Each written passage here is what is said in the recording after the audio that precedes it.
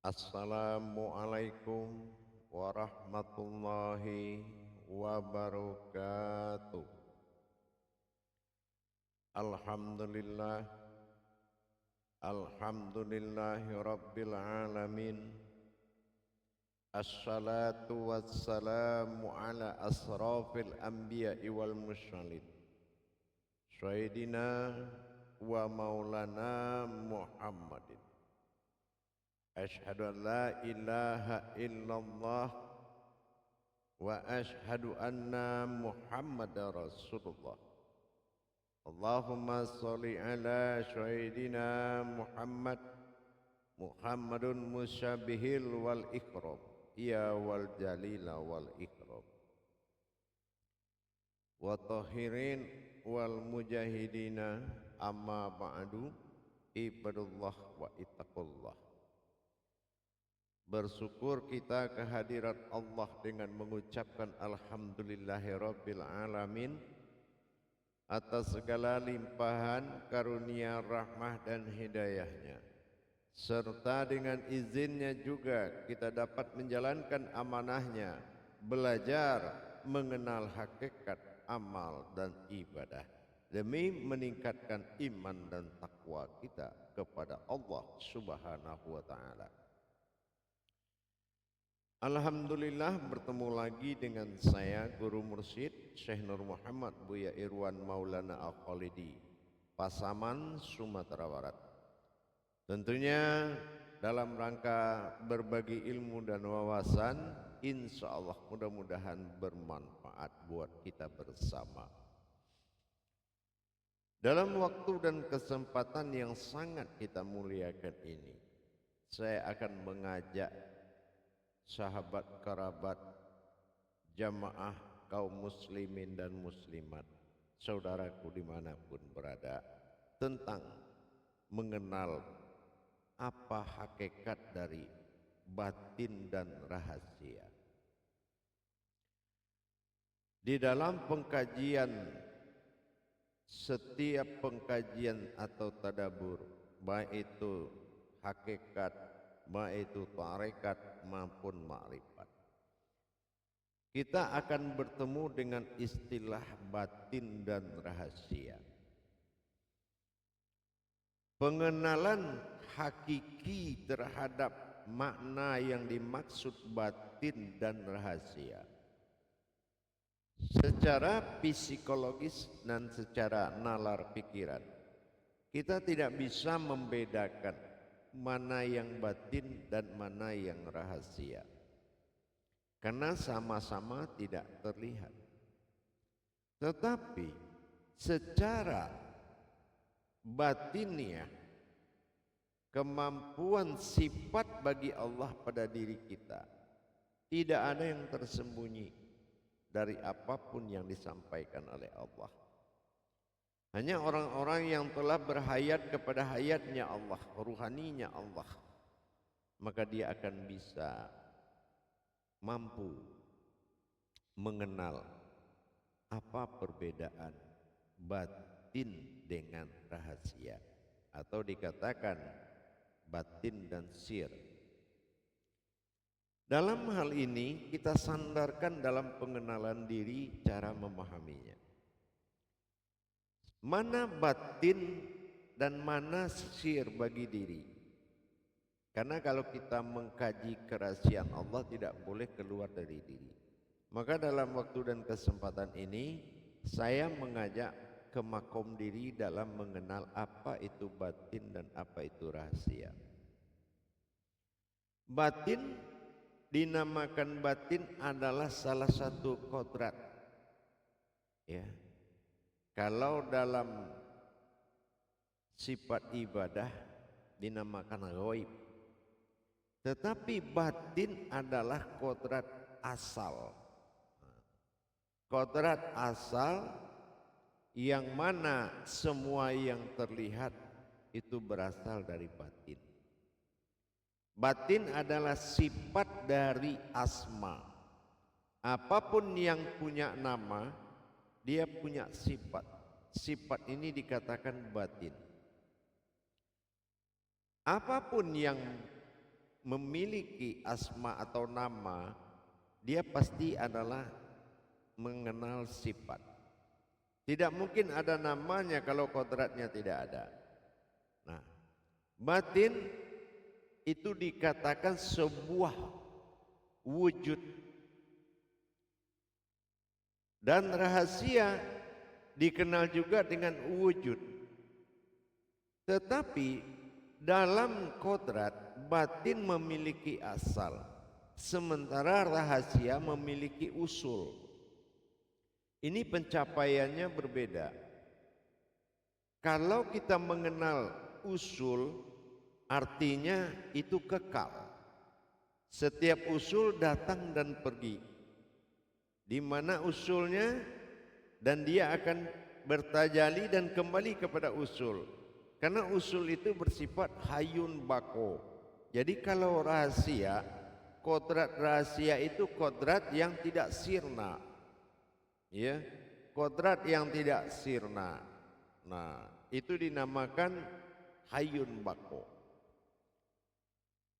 Asal dari kata batin dan sir atau rahasia adalah asal dan usul. Nah, ini kalau kita larikan kepada pemahaman diri. Setiap yang berasal adalah batin. Kenapa? Karena batin inilah yang akan mewujudkan zat dan nur, sehingga terlihatlah dari mana asalnya. Penjelmaan atau hayat dari batin itu dinamakan kodrat sir atau rahasia, tapi dia mewujudkan yang sifatnya zat dengan nur. Artinya segala kehidupan, tetapi tidak kekal. Kenapa? Karena batin juga akan lenyap di dalam sirnya Allah. Nah, kalau sir, rahasia, itu adalah sebuah wujud batin bagi Allah. Nah, itu namanya sir, wujud batin bagi Allah. Jadi sir adalah kodrat rahasia yang kodratnya adalah ketuhanan. Semua ketuhanan, kodrat ketuhanan itu disebut sir. Contohnya nyawa bagi kita, sifat bagi Allah. Batin al-faqullah, artinya batin Allah juga ada yang terlihat tetapi sifatnya sir. Gitu. Nah, kita mengenal setiap kerahasiaan Allah adalah bako, kekal. Ya. Nah, ini diwujudkan kepada sebuah batin ketuhanan. Nah, kita ambil kepada diri, dinamakan bilah. Bilah adalah bako bilah. Bako bilah ini adalah batin Tuhan yang tunggal, yang kekal. Ini namanya sir, ya, rahasia. Wujudnya, kodratnya adalah batin, tetapi sifatnya rahasia dan kodratnya kekal.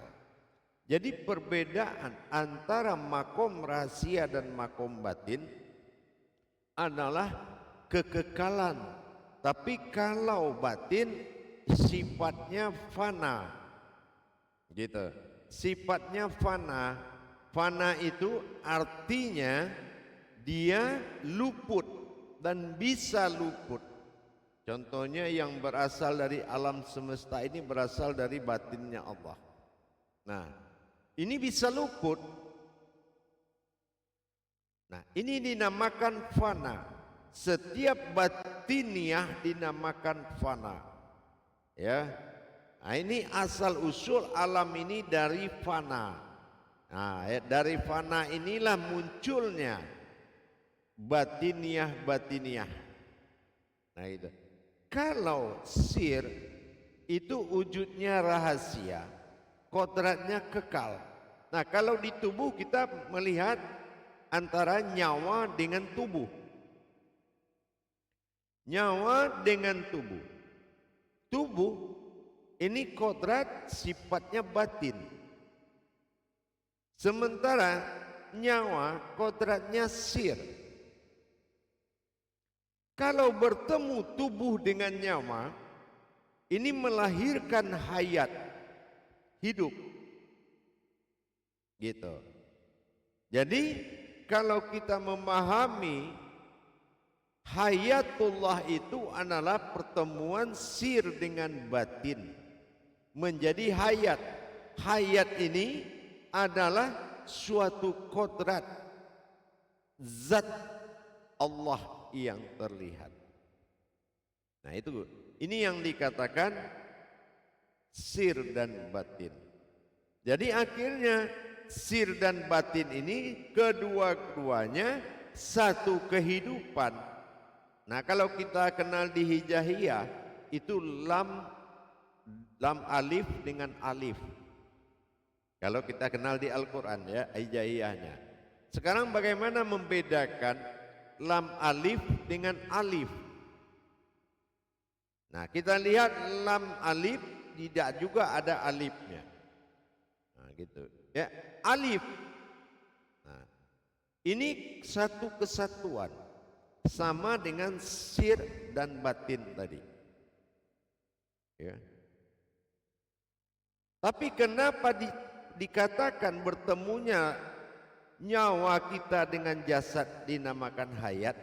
Sama, kalau alif bertemu dengan lam disebut lam alif, lamnya alif, maka dia akan tunggal menjadi hayat. Hayat ini yang disebut alif.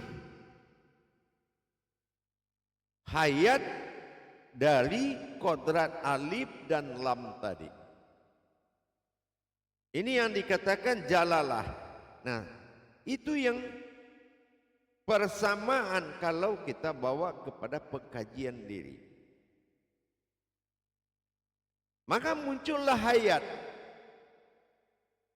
Kalaulah kodrat rahasia tidak bertemu dengan kodrat batin, itu tidak akan hayat, berarti bukan alif namanya. Makanya dikatakan lam alif ya. Lamnya alif. Artinya itulah alif yang berkodrat pada alam, sifatnya batin. Nah, sama dengan sir. Kalau kita larikan ke diri namanya nyawa. Nah, jadi kalau bertemu dua kodrat ini yang akan menjadi hayat, hidup. Nah itu yang dikatakan rahasia dan batin. Rahasia dan batin itu adalah sebuah hayat, sebuah rahasia. Kalau ini sudah bertemu, maka dia akan menjadi kodratnya hayat, kodrat hidup. Maka dikatakan manusia itu adalah hayatnya Allah. Nah, ini sifat bagi Allah yaitu hayat. Karena kodrat alif pada nyawa, kodrat batin pada jantung atau pada tubuh. Lam alif itu akan terbagi dua. Lam alif pada nyawa, sir. Alif nyawa, jasad, tubuh, lam jalalah. Begitu juga di batin. Seperti kita lihat di jantung kita. Wujud alif pada jantung, sir adalah kalam atau aras, yaitu bunyi atau kodrat yang menggerakkan. Wujud. Dan lam jalalah sebagai batin. Inilah wujud aku dalam batin. Nah ini yang dikatakan lam jalalah pada alam dohirnya. Ya, dikatakan markubah atau baitullah. Nah begitu juga dengan lam alif pada diri sir. Makanya dikatakan lalah atau jalalah, perjalanan alam zahir dan batin yang wujudnya zat Allah. Nah begitu kita memahami Apa perbedaan zahir dan dikatakan batin? Berawal dari sir dan batin. Nah, sifat sir adalah kerahasiaan Allah bertajalli pada sifat ketuhanan. Sifat Tuhan wujud tunggal. Tapi kalau lam jalalah adalah sifat alam batin bagi wujud Allah. Jadi kalau ini yang dikatakan wujud aku dalam batin. Ini yang dimaksud pada titik awal mula jadi. Inilah yang dikatakan sifat rahasia dan batin. Jadi kalau kita ingin memahami apa rahasia-rahasia Allah adalah sifat tersirat bagi ketuhanan. Gitu. Jadi sifatnya kekal. Batin-batin Allah itu banyak, ada napas, tanapas, ampas, nupus, itu adalah hayun bako, itu kekal semua. Itu kekal. Ini yang digolongkan kepada sir. Ya. Nah, gitu. Jadi apalagi contoh sifat 20. Mana yang kekal bagi Allah? Salbiyah. Nah, itu kekal bagi Allah. Ya. Yang kedua nafsiyah. Tapi manawiyah dia adalah batin. Nafsiyah wujud tunggal. Dan salbiyah adalah sir. Nah, jadi kalau kita sudah bisa membedakan mana yang digolongkan rahasia dan mana yang digolongkan batin, maka kalau kita ingin mengenal mana rahasia mana batin karena sama-sama tidak terlihat, maka kita harus tahu mentajalikan, mempertemukan, maka muncullah hayat kedua sifat tadi. Inilah wujud. Disinilah kita menikmati dan mengenal dan memandang. Karena dia sudah hayat, kalau dia hayat maka dia berwujud. Kalau dia berwujud kodratnya sudah menuju zat. Maka dia bisa dilihat. Yang tidak terlihat tadi, alif tersirat dan lam jalalah juga tersirat.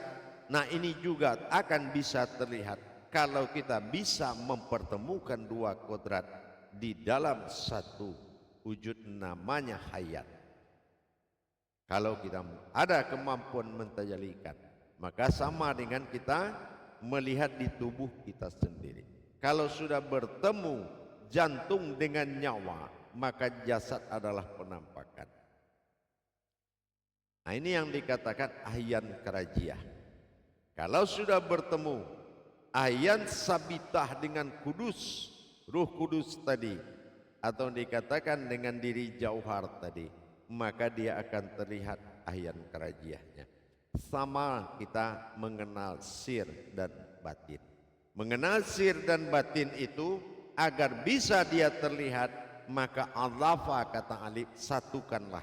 Nah dengan kita satukan persandaran sifat sir pada nyawa dan lam pada jalalah pada batin jantung, maka ini yang dikatakan hayatullah, maka terlihatlah berwujud alif. Nah ini yang dikatakan alif.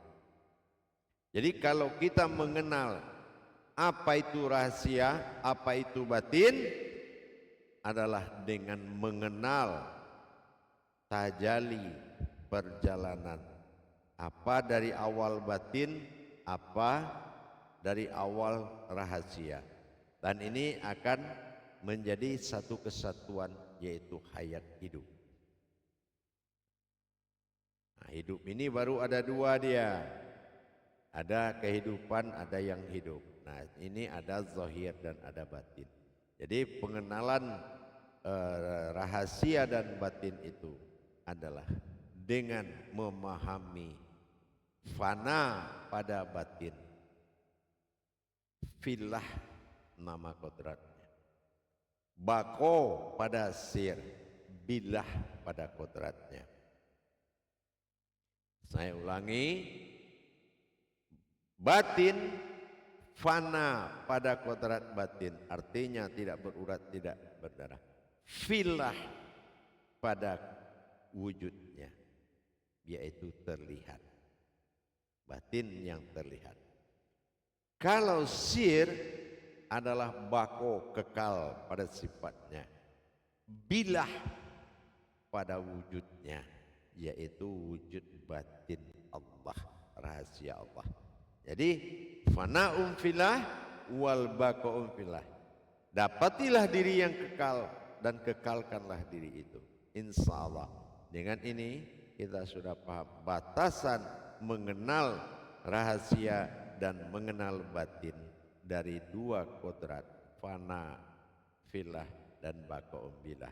Inilah dasarnya kita mengenal.